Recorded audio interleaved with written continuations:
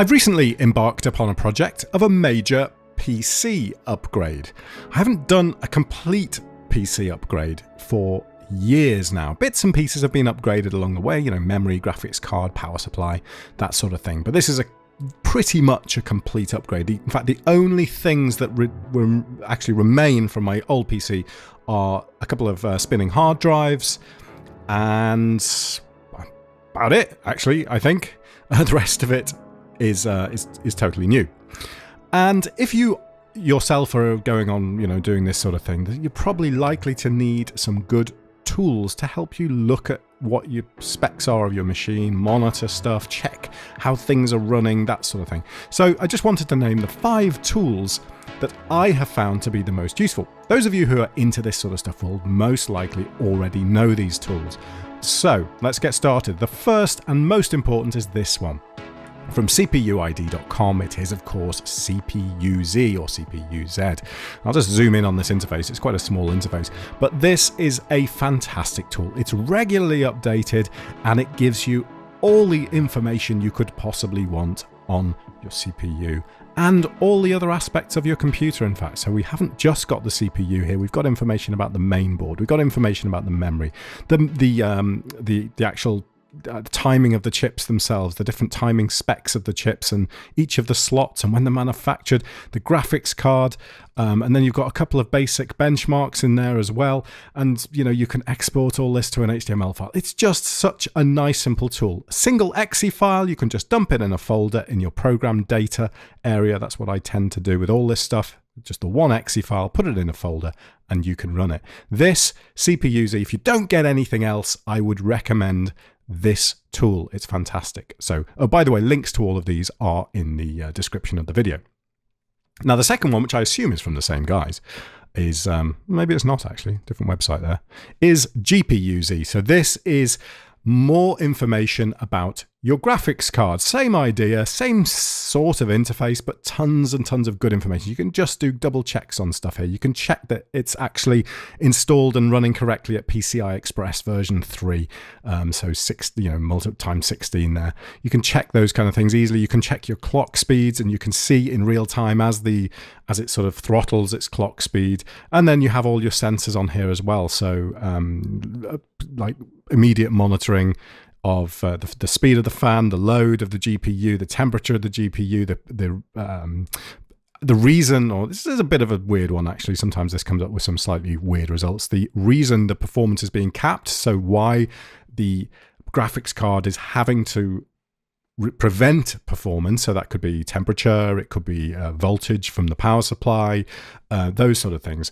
And again, an absolutely vital tool for anyone installing and building their own PC if you need to check the stuff you're putting in it. Really nice tool. So GPUZ, again, regularly updated and supports all modern hardware. Number 3. Well, I'm going to include this one even though there are certain aspects of it I don't like. So this is Cpuid. This, again, another tool from them. This is hardware monitor, so HW monitor. And this just gives you a little bit more sort of specific information around individual cores, breaks everything down nicely, and you can go and just look at all your kind of space on all the drives. It just gives you simple overview. I say simple overview, it's pretty detailed actually. A simple overview of all your kind of core voltages and temperatures and your main sort of temperature monitors on the board. The only reason I say I don't like this one quite so much is I found this tool, if you're doing other stuff, sometimes doesn't update. So what I actually like is, if I'm sort of running something like a benchmark in another program, I want to be able to see how, let's say if we're moving down to the core temperatures, I want to see how these are reacting to that and which cores are getting hot and whether the whole sort of CPU is getting too hot. And it doesn't always seem to update as it should. You can see here, if I sort of zoom in closely on these numbers, you can see here that it's regularly updating. As I'm talking, you've got regular polling intervals with, probably 2 a second, something like that, is it? And that's updating all the time. Great. It doesn't always seem to do that. So not sure if that's a problem, with compatibility with my hardware or whether it's a thing with the software. So, but definitely one to have in your list. All right, so as far as core temperatures, I struggled with this one a little bit because of that hardware monitor thing.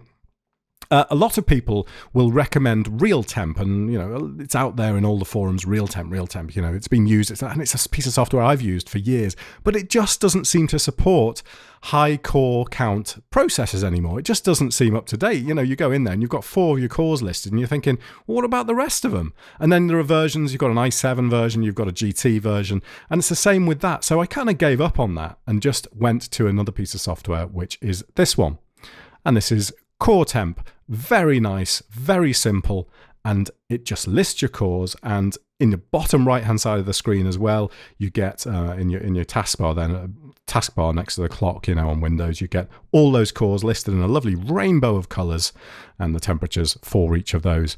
And it updates in real time. So if you run a stress test, you can see exactly what this is doing. You've got all your min maxes, you've got your TJ max listed at the top here, and brilliant bit of information. Simple software. Again, just a single exe. In fact, all these so far have just been single exe files.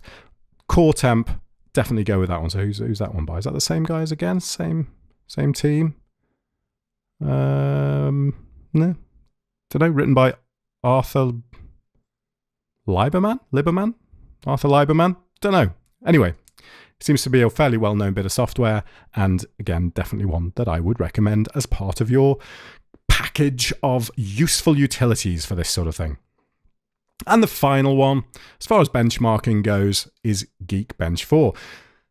This has become very much a standard, I think. And while you can sort of pay for the software, you're probably worth paying for it actually. You can have an account then online and you can upload your stuff and you get really good comparisons. And because it's become such a standard, there are huge numbers of benchmarks to compare against. And this is supported by the iOS platform. It's supported by Android. It's you can test all types of devices using Geekbench.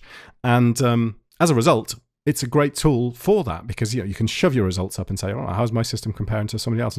And same type of processor, same type of setup. And again, it's simple interface, but then you upload your scores to your account online. So you've got a CPU benchmark and you've got a compute benchmark, which is basically your GPU benchmark as well. So Geekbench 4, definitely recommend that one too. One bit of software again, which people may say is missing, is Prime95. Prime95 has been around for a long time, and I do have it on my PC here. If I go to, I'll just show you the folder where I keep all these. So I just tend to store all these in program data, and then they all end up in CPU-Z, because it tends to be the first one I put on. But if I go to Prime95, just show you. No, I don't want to, so I'm just going to cancel that. So yeah, this is Prime95, in case you haven't seen it before. It just runs on every thread, or a certain number of threads. It just runs a stress test. However, it's, to me, completely unrealistic.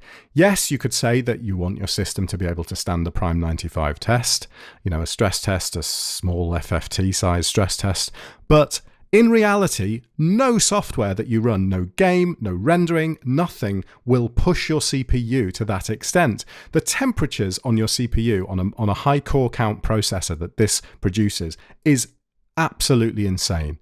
I don't know whether that's partially down to the fact that Intel use paste on their high-end processors now rather than solder, so the heat generated quickly and that can't then be sort of pulled out to the heatsink is immediately so high when running this test. It just basically, it's useless to me, this test, because one, the results it's producing are complete bollocks, and secondly, it's just a bit of software that to me seems out of date for the type of processor and the high core count processor that I'm running. I might be wrong on that, but what I've found is that the stress test within, I'll run it from here, the stress test within CPU ID, and I'll just go to this now quickly, show you what I mean. You can just go to a benchmark here and you can just do a bench CPU and a stress CPU here. Those two are going to stress your CPU as much as anything that I'm concerned about. Games don't tend to flatline your CPU anyway. They'll flatline your graphics card and it'll be going absolutely insane, but games don't tend to do that. So, as a result, he says, thinking what he's going to say, I've lost my train of thought now. Yeah, so the benchmark that you get from CPU-Z is realistic to rendering. So if you're going to be rendering a video, you're not going to get anything higher than that. Yes, you might be, hitting all 100% on your processors, but that's what this does too. And the temperatures that produces are realistic compared to going into DaVinci Resolve or going into Premiere Pro and rendering a video out of there. And that's what I'm concerned about. How much is that going to hit my CPU? How cool is it going to stay in those sort of situations?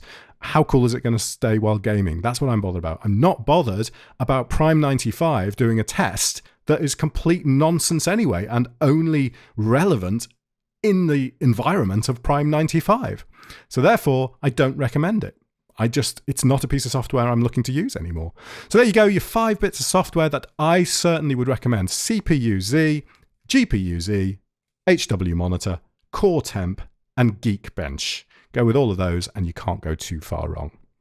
Thanks very much for watching. Hope you enjoyed this video, and if you did, give it a thumbs up or subscribe to the channel or comment if you've got any other good bits of software that you think I've missed out from this list. And I will speak to you soon. Bye bye for now.